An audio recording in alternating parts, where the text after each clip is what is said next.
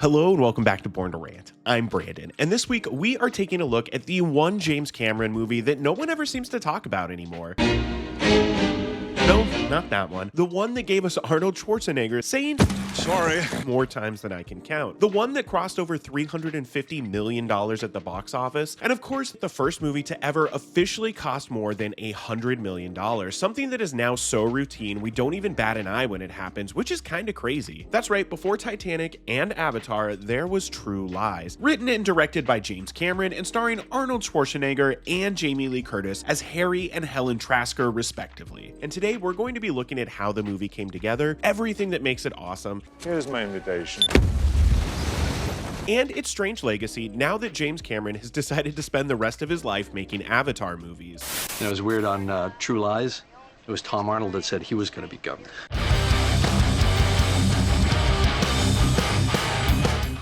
Now, True Lies is a really interesting movie in James Cameron's filmography. It feels like it's really become under-discussed in the last couple of decades or so, and I think a big part of that is that he followed it up with the biggest movie ever, and then followed that movie up with the biggest movie ever. And look, you can like or hate the Avatar movies, that's fine, but you can't deny that those movies made money. And I think a lot of the reason we never hear anyone talk about True Lies anymore is simply because it's one of the least interesting movies in James Cameron's filmography from a film history standpoint. Like, there's his two Terminator movies, which Hollywood has been trying and failing to capture the magic of for 4 decades now. There's also Aliens, which is widely considered to be one of the best sequels of all time. And then there's The Abyss, which, while not a huge movie, does at least have a ton of crazy behind-the-scenes stories that people love to talk about. But here's the thing. I think that if True Lies had been directed by literally anyone else, we'd still be talking about it all the time, because this movie is absolutely insane. From Jamie Lee Curtis actually dangling from a helicopter to Arnold being on a horse for an extended chase sequence, which he actually almost died doing, by the way, but more on that in a minute. As for me, this is one I actually remember my mom showing to me maybe when I was like 12 or so. Like, I'd already seen Terminator 2 and Titanic for sure, and in retrospect, why the hell did my parents show me Terminator 2 before True Lies? Parenting in the 90s was truly wild, but I remember watching True Lies as a kid and it just being the most fun and engaging movie, and there are just so many little moments from it that have stuck with me for decades, like the opening sequence, Charlton Heston as knockoff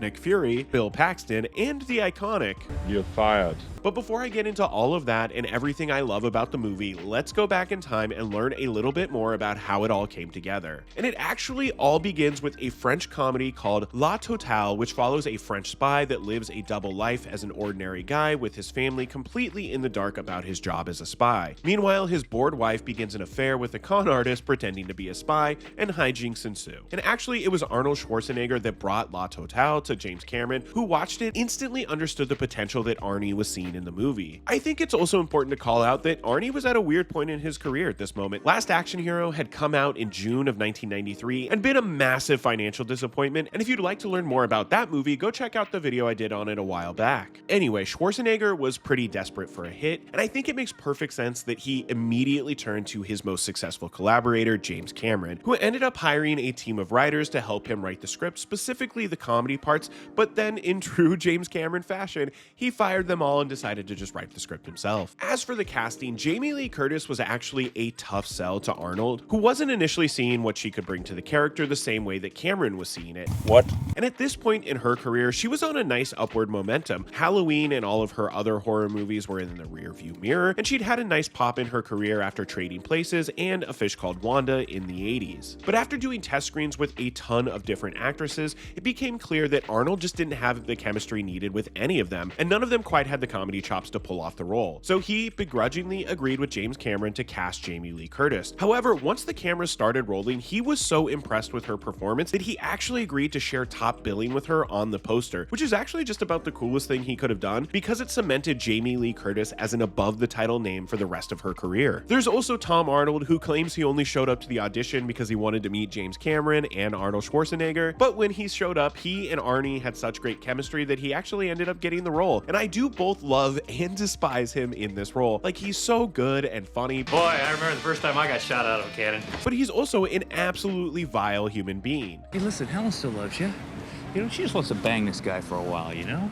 And on August 25th, 1993, True Lies went into production with a budget that would end up hitting an estimated $115 million.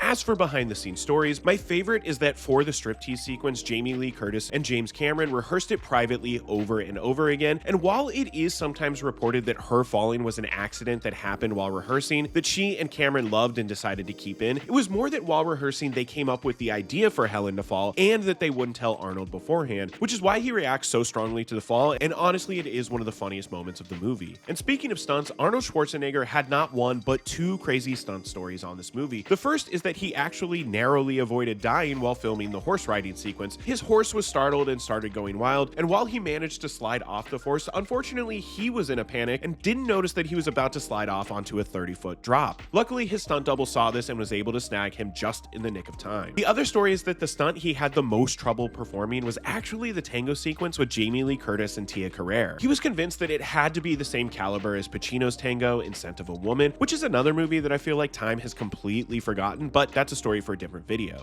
Also, during his final tango when Helen falls, that was actually Jamie Lee Curtis collapsing from exhaustion because Arnold just kept not being happy with his performance, so they were doing take after take. And this ended up being their final take, and apparently she wasn't very happy that James Cameron decided to keep the mistake in the movie, but she has since admitted that it fully lines up with what her character would do. Filming for True Lies wouldn't conclude until March 26, 1994, and after that, it would go into a fairly rushed post-production process and was released into theaters on July 15, 1994. And on its opening weekend, it would place first at the box office, making $25.8 million against its $115 million budget, before going on to make a worldwide total of $378.8 million, making this movie a pretty sizable hit. It was the third highest grossing movie of 1994 behind The Lion King and Forrest Gump, and that's some pretty great company.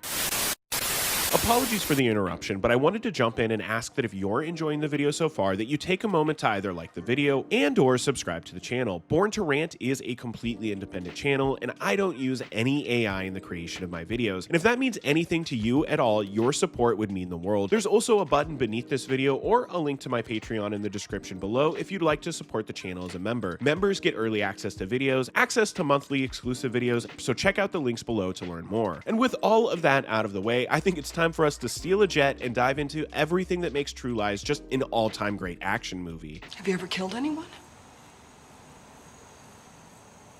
Yeah, but they were all bad. And if we're talking about what makes this an all-time great action movie, I mean, the opening sequence alone really says it all. We watch as Arnold sneaks into this extravagant party, dances with Tia Carrere,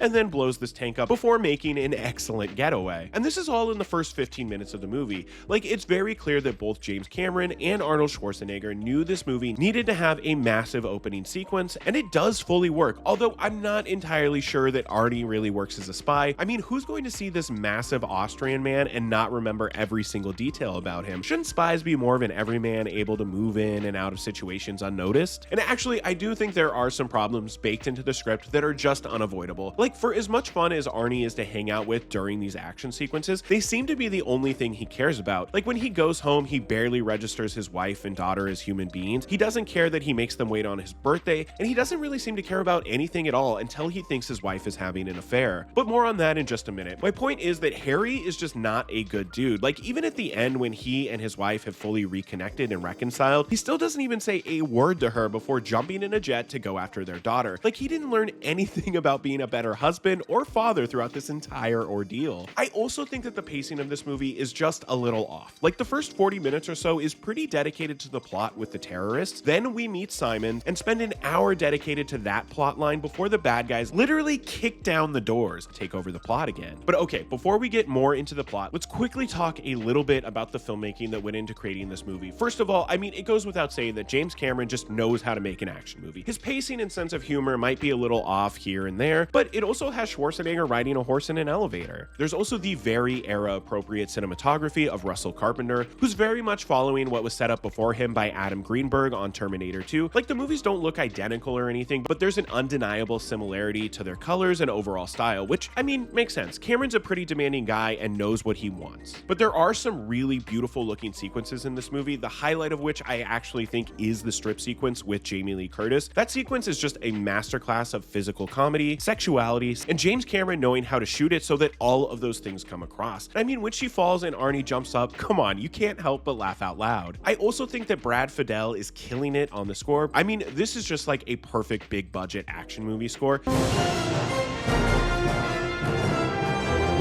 The plot with the terrorists is genuinely really engaging, and I like the fake out where we meet Art Malik as Salim and he goes to slap Tia Carrere. I think it does a great job of actually setting up how smart and ruthless his character is, and that literally all Tia Carrere's character cares about is money. And obviously all of the best action sequences of the movie are direct results of the terrorists, from the opening sequence to the shootout in the bathroom, the stuff with the horse, which by the way, this is an animatronic horse in the elevator, but the whole action sequence is so crazy long, but it's so much fun, and it's good that it's fun because after it, we have to wait nearly an hour before the next big action sequence. Because after missing out on his own birthday party, Harry goes to Helen's work to reconcile, only to overhear her talking about sneaking out to meet with some mystery man, and Harry is of course instantly heartbroken. And I do think this is actually where Tom Arnold really gets to shine. First, the way he hugs Harry is hilarious, but I think his best moment in the movie is when he says this. What'd you expect, Harry?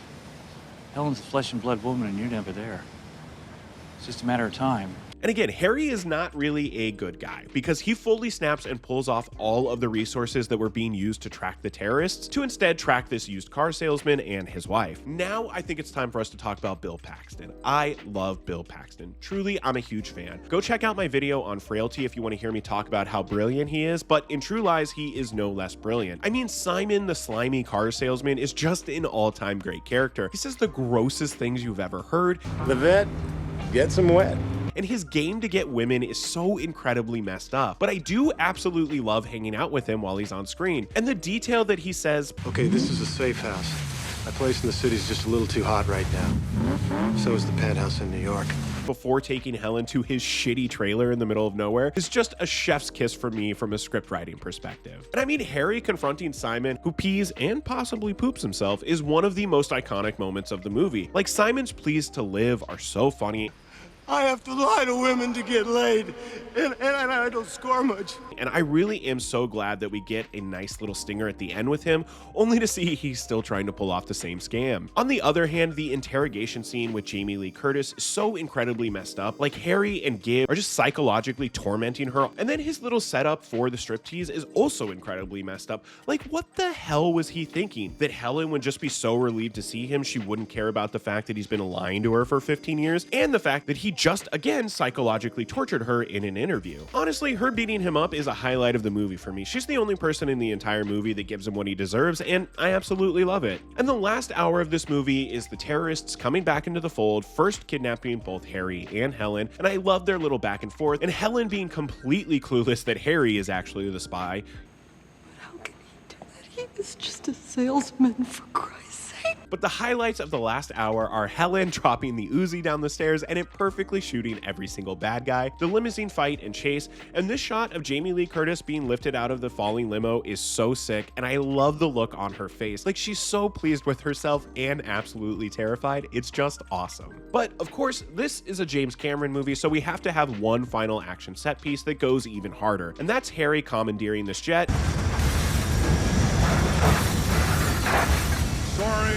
And then the whole fight on the jet is legitimately so thrilling and awesome, and even though you know the bad guy is going to die with Arnie making a sick pun, You're fired. you do feel some actual tension throughout the entire scene. Also, we have to give credit to Eliza Dushku, who kills it throughout this entire sequence. She is just fantastic. Unfortunately, I found out while researching that Eliza Dushku has since called out that the stunt coordinator Joel Kramer was actually SAing her during the making of the movie, which is just gross and disgusting. But shout out to Dushku, who called him out and has since left Hollywood to become a therapist and counselor. So at the end of the day, the terrorists lose, Helen joins Harry as a spy, and together they mess with Simon one last time, and then do the tango as the credits roll. So over 30 years later, what is the legacy of True Lies? Well, like I said at the top of the video, it really does feel like the most forgotten movie in James Cameron's filmography. It just doesn't have the same cultural impact as the Terminator movies or Aliens. I mean, even The Abyss is notable for being Cameron's first film to underperform. And then, of course, to follow up True Lies, he would make Titanic, the biggest biggest movie of all time when it was released, and then he followed that up with Avatar, which would also become the biggest movie of all time after it was released. And then there were 2 more Avatar sequels, which I don't really have anything to say about. It's also impossible to talk about True Lies without recognizing the reason that we've never gotten a sequel is that after the events of September 11th, 2001, James Cameron wasn't sure how to approach coming back into this world. Although Jamie Lee Curtis and Tom Arnold are both itching to do a sequel, so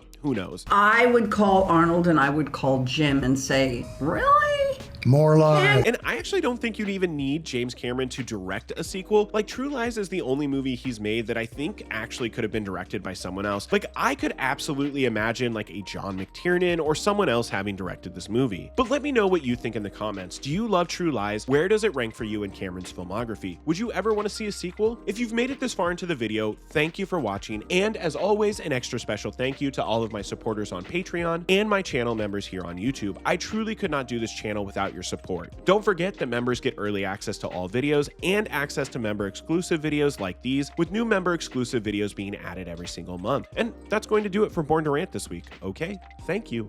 Bye bye.